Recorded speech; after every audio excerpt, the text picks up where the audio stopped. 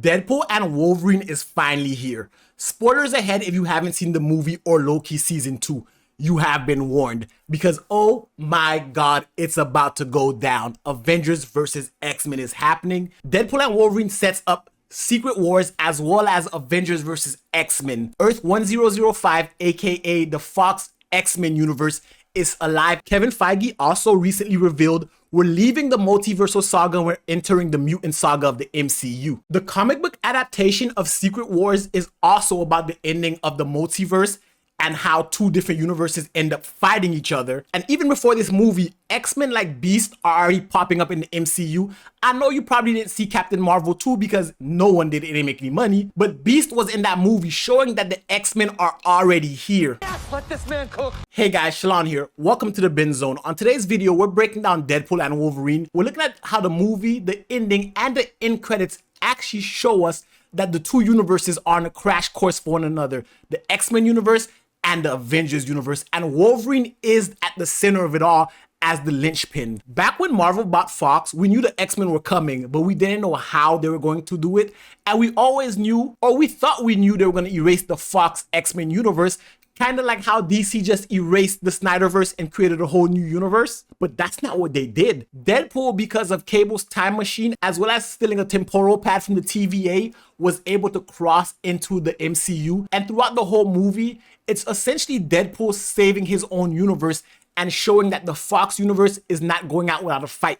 They're here and they're ready to fight, and the mutants are staying. At the end of the movie, Deadpool's universe is saved, the Fox universe is saved, and not only is it saved, it's thriving, with Deadpool being the anchor being of this universe. At the end of the movie, we find that not only is it thriving, his universe is expanding. The X-Men universes are expanding, and we saw in Spider-Man No Way Home, as well as Doctor Strange in the Multiverse of Madness, that some of the other universes are bleeding into the main MCU universe. I know the whole MCU multiversal saga has been a mess and most of it doesn't make sense, but what's been consistent throughout all of it is that other universes are bleeding into the main Marvel universe.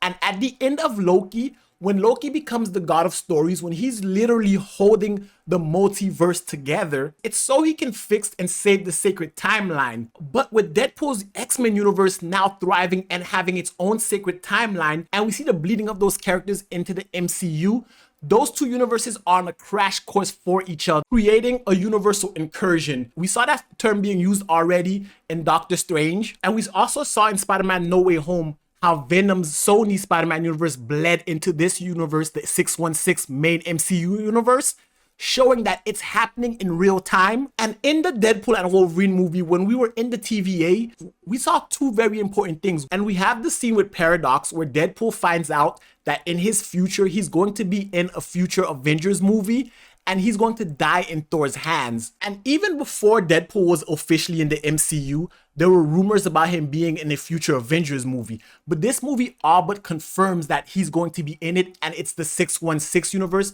because that Thor was the 616 Thor. You could see it because of the eye he got from Rocket during Infinity War, all but confirming that Deadpool's universe is going to cross over and be in an Avengers movie. During the ending of Deadpool and Wolverine, this new Wolverine actually becomes a part of the X-Men universe. Don't forget, it's the same universe that the original X-Men movies take place in, as well as Logan. But we know because of the movie, when Logan dies, that is what starts to unravel Deadpool's universe. But Deadpool bringing in another Logan offsets his universe dying. So just because there's another Wolverine in this universe doesn't mean that Logan doesn't take place. That movie still happens, that timeline is still intact, and it's actually this timeline. What this does though is it introduces a Wolverine that comes from a completely different universe that isn't necessarily tied to that universe's X-Men team. When Deadpool first meets him, we find out in his universe, not only do the X-Men exist, but also the Avengers, and he don't like the Avengers. We saw him talking shit about them in the movie. So we know there's beef already brewing from whatever universe he's originally from with the X-Men and the Avengers. That carries itself over with him being in this universe and him being a part of a whole new X-Men universe that's going to bleed into the Marvel universe. Him being a Wolverine that has animosity towards the Avengers, and really his entire character arc in the movie is summed up by him being in this universe. Now he has a chance to do over, protect this universe, and save it at all costs from anything that would destroy it. That's his new home. Not just him, but the TVA also allowed Deadpool to get X-23 from the future Logan's timeline and bring her in. Bringing these characters in allows them to be used in other MCU movies, and we know the running gag already. Disney brought him back. They're gonna make him do this till he's 90. This ain't gonna be Hugh Jackman's last time playing Wolverine. He's in it for the long haul in the new MCU, and it's the mutant saga. You can't lead the mutant saga without Hugh Jackman. He is Wolverine. But what this movie does do is, because they're time hopping and because they're bleeding different X-Men universes and different Fox properties, it allows them to cast anybody as any X-Men. We know the X-Men movies are coming.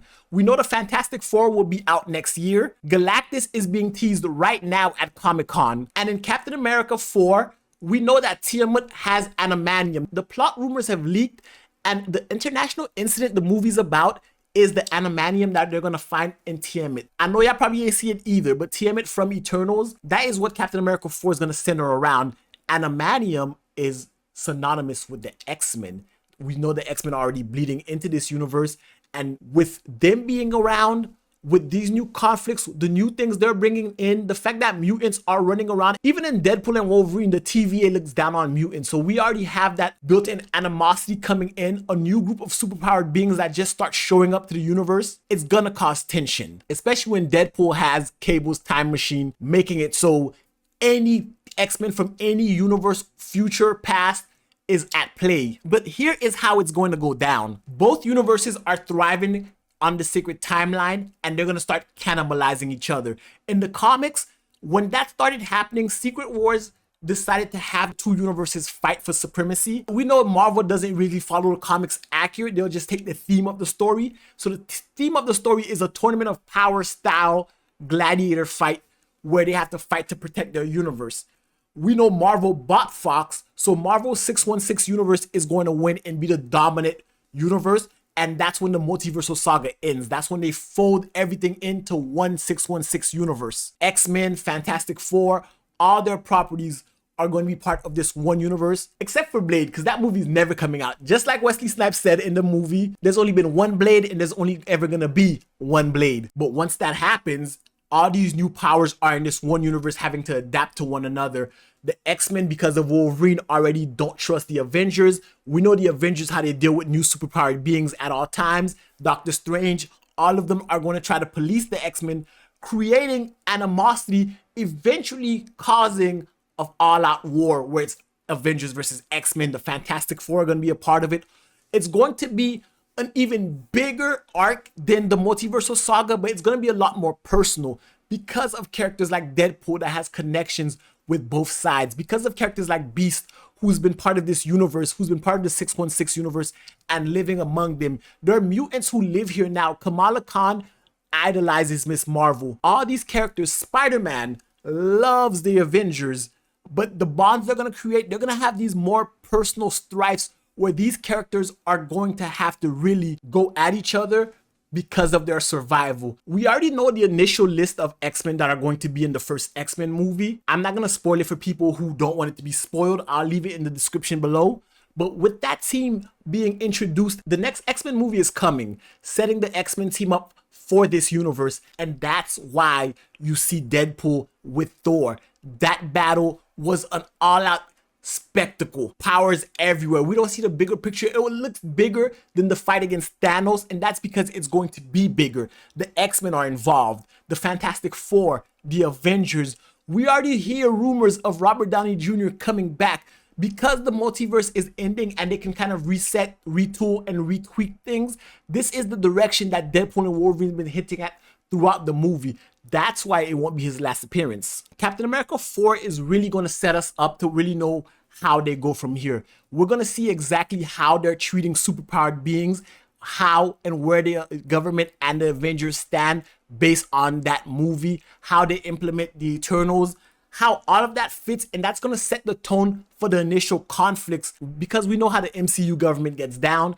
We know why Civil War happened in the first place. And Red Hulk being Captain America 4, it shows us leaning more towards a more controlled and policed superhero environment. And if we know one thing about the X-Men, that's one thing they're not going to stand for. In the movie, when Wolverine talked about what happened to his universe, He also talked about how they came for the X-Men and they slaughtered him. He's not letting that happen. He's not letting a registration go down.